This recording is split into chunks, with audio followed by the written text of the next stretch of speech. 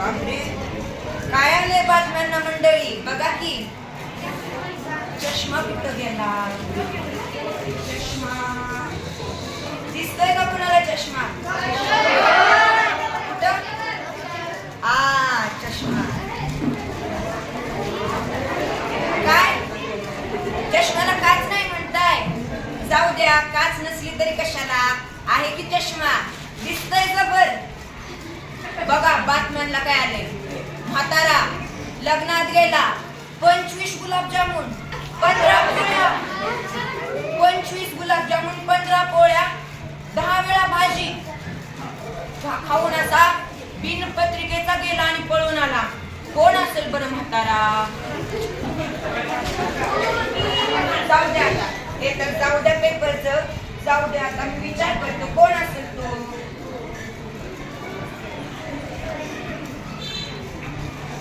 काय राम भाऊ, काय करताय?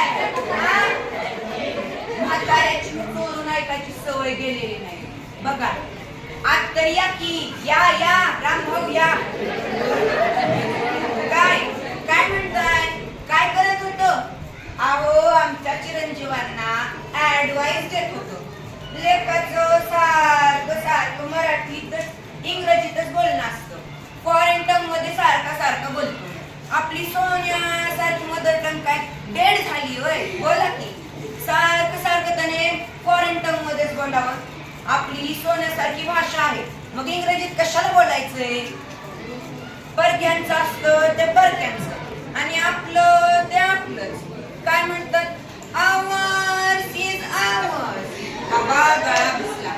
काय किती बोलायचं? आजकालची कार्टी बघा. एका मास्तरने त्या एका मुलाला प्रश्न विचारला, बाळा आपल्याला कान नसल्यावर काय म्हणणार? बाळाने काय उत्तर दिलं? आओ तुम्हाला काय माहिती, आपल्याला दिसणारच नाही.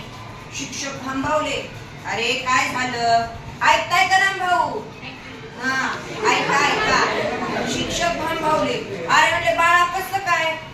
मग तो बाळ म्हणाला, आओ कान नसतील तर चष्मा कुठे ठेवणार आणि तुम्हाला दिसणार तरी कसं? बघितली का आजकालची? ते तर सगळं जाऊ द्या, पण परक्यांचं ते परक्यांचं. आपण आपल्या भाषेत बोलावं. परक्यांच्या भाषेला आपला शॉवर यायचाय का?